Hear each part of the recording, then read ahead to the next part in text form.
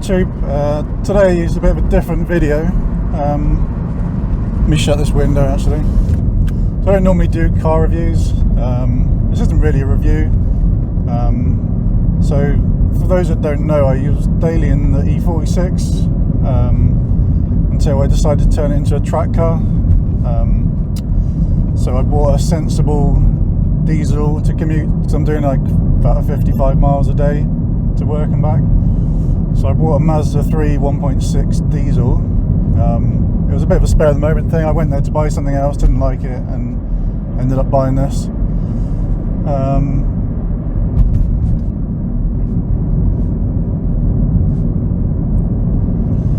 So a little while ago I was going to do, because basically you're not going to buy this, it's not a performance car, it's just a sensible car. I was going to, because my other half, she had an Astra H, so about 2009, that was a 1.7 diesel, and so I was going to do a comparison between sensible, cheap diesel commuters, but that got spoiled when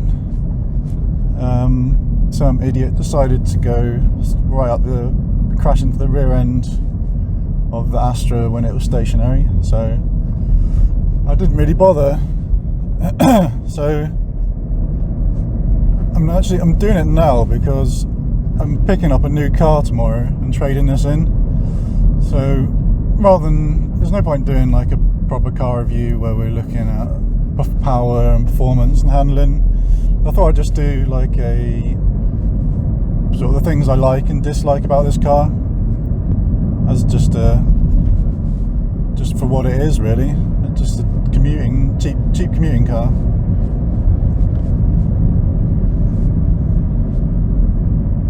So number one, I'm 6'4", so number one is headroom. So I've got the seat fairly upright, got about an inch above my head, I'm sitting fairly close, I'm quite comfortable driving position. So yeah, it's good. I tend to struggle with headroom in a lot of cars.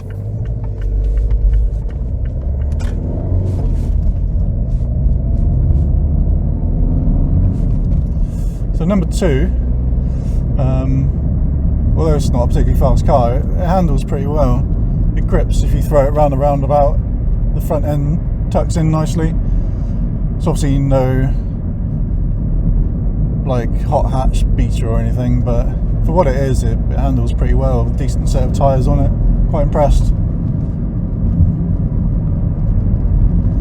So the third one is comfort.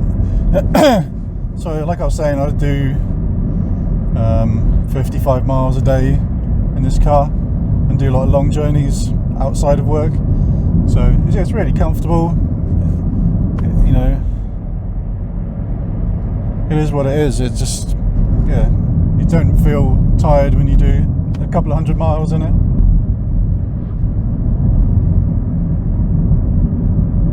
So my next one is price. It's a cheap car. I paid about $5,000 when it was 5 years old. It had 70,000 miles on it.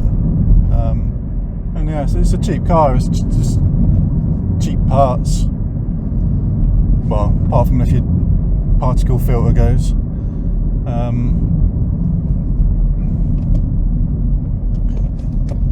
But general bits and pieces, quite cheap because it shares its platform with a few other cars like Ford Focus, I think possibly Volvo. So yeah, not too expensive. So talking about costs, in the 3 years and 27,000 miles I've done in it, all I've needed to do is replace the rear shocks. One of them started leaking. So I've done the cam belt, just that's maintenance. So I don't really include that as in terms of reliability. So I mean that's pretty good going. That's pretty cheap motoring, isn't it?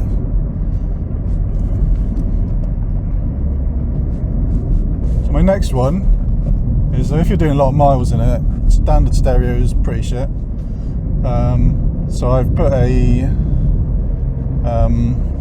aftermarket sort of double din fascia in, but just a single din, if that's the right word, single din stereo, just your normal sort of letterbox size stereo.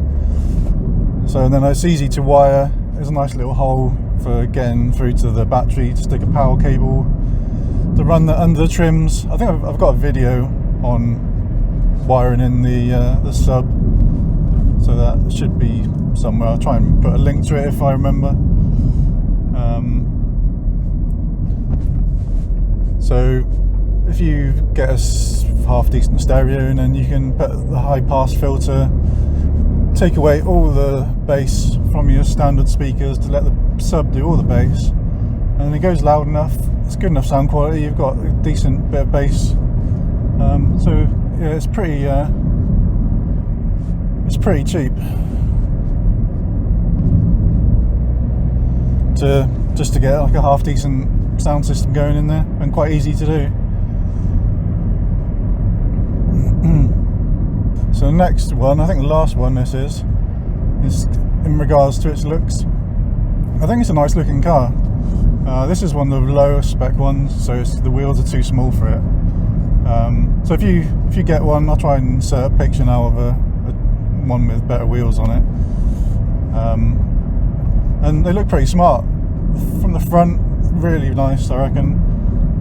If you get one of the sport ones, even the standard ones, it looks really nice from the front. Back looks right, side not so much. It's alright if you get some wheels that fill the spaces a bit more, not like these ones. And it's a nice looking car.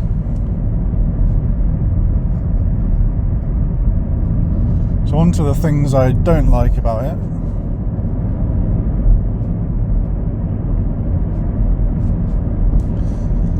So the dash where your knees are, for some reason it's like a diagonal rather than being square to the driver.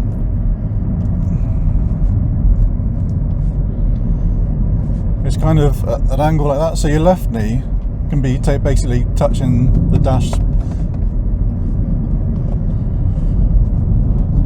and your right knee, it's got about 3 inches of space. So I don't know, it's just daft. The second one is the steering wheel reach. I could do with it reaching a bit further because I have to sit quite far back.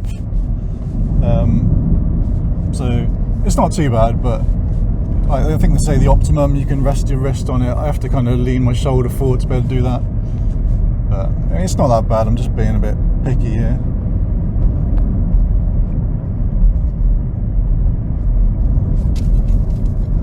The third one is the boot, or trunk as you call it in America.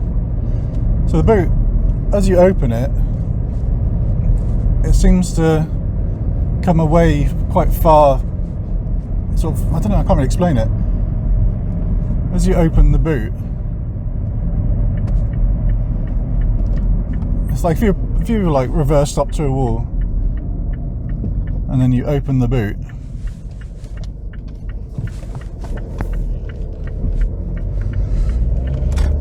the boot will, sorry, I was concentrating then, can't do two things at once.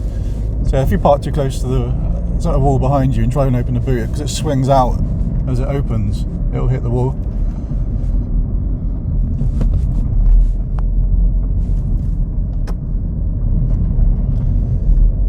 So that's a bit annoying. The next one, MPG. I know you shouldn't believe what you read and see about the figures of fuel consumption for these cars, but you kind of think it's going to be, I don't know, within 10% of it maybe, I don't know, maybe being optimistic here. So this one's supposed to be 84 extra urban or motorway, whatever it is, and then you're supposed to be 54 urban, so a combined of 64, or no, it could be 74, I think it was. Anyway, it's pretty high, 64, 74, but if I do a purely motorway journey, if I stick to 65 miles an hour, I can just about keep it about 60 mpg. If you drive just normally without driving like an absolute granny, you will get, so my journey is about, so my commute is probably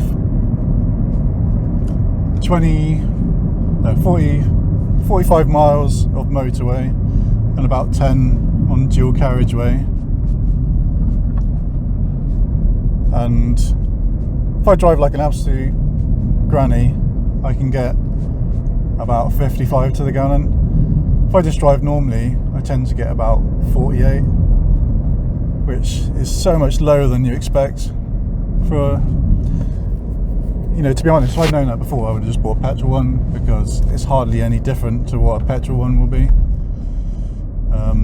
I used to have an old E46 320D, and that was better on fuel, so it's pretty annoyed about that. But what can you do once you bought the car? Decided to pick some really windy roads for this, so well done, good job. So the next thing I don't like about this car is the alloys.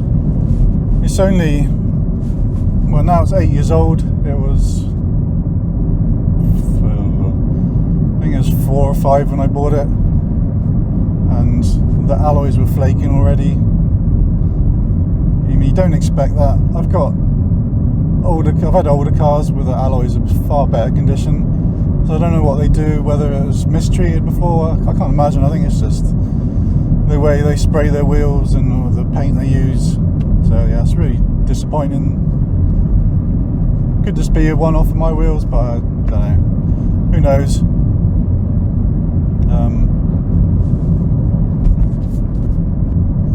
So the next one, because I was saying about how I kind of bought it without, it was kind of, I didn't really plan to buy it. I was trying to buy something else, and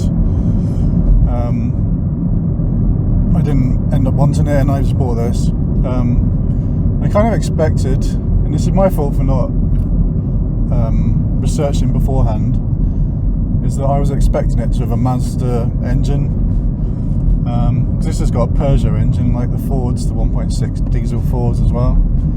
I don't know, some people might say that's a good thing, because Peugeot have been doing diesel engines for a long time, so you thought they'd be good at it. But you know, other people, they buy it for Mazda reliability. I don't know,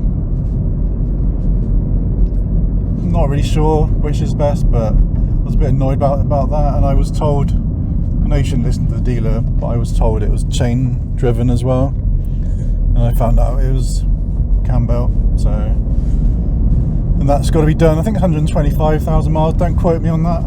I had it done, replaced about 95,000 miles, just because you might as well. It's not like you're only going to do it once really, so you might as well do it early.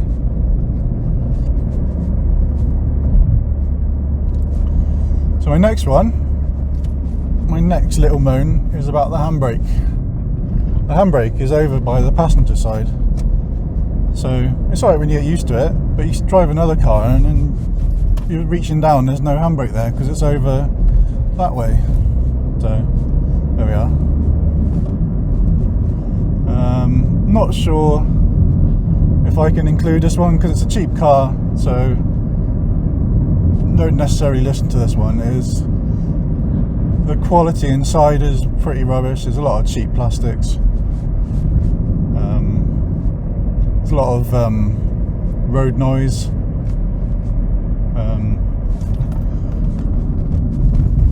But like I said, it's a cheap car, so you get what you pay for, don't you, really? So don't necessarily take that as a criticism, a valid one.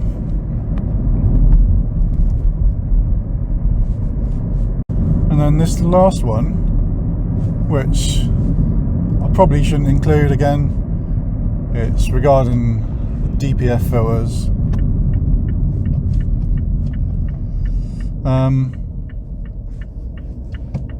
DPF filters are just the devil's filter, aren't they? I've been alright. Like I said, I do a lot of long journeys, so if you're gonna do a lot of short journeys, don't buy a car with a DPF. So I don't think I'm going to include that because DPF's just shit anyway, a pain in the ass. But you know, this car's got one, and you should know really if you buy one. Just goes to show that you should research what you're buying before you buy it.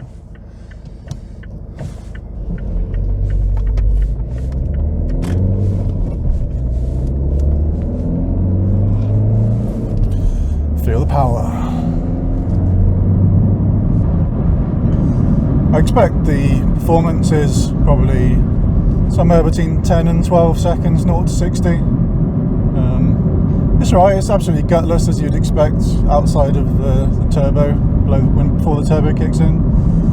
When it kicks in, it's alright, it picks up nicely. Good on the motorways. It's got a fairly small power range, I expect, but most diesels do.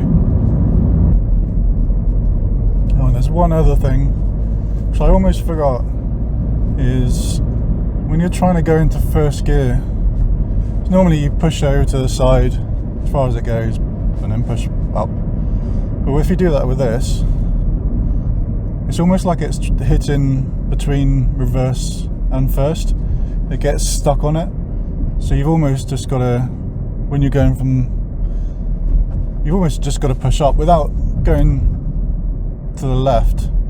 You just, if you're going from neutral, so obviously your gear stick will settle between third and fifth. So you just got to put a little bit to the side and then up, and you get first gear fine. If like normal cars, you kind of push it until it stops and then go up, it won't. It'll get stuck on. It's almost like imagine it getting stuck on a between the reverse and first gear.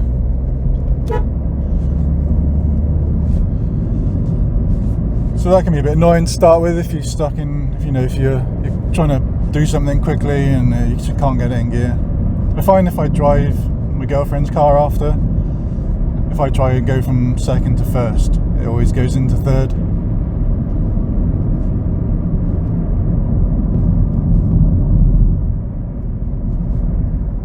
Cheers for watching, guys. Hope it wasn't too boring. Please like and subscribe, and stay tuned to find out what the new car is. Got to admit, I'm getting a bit excited now, picking it up tomorrow. Alright, cheers, take care, bye.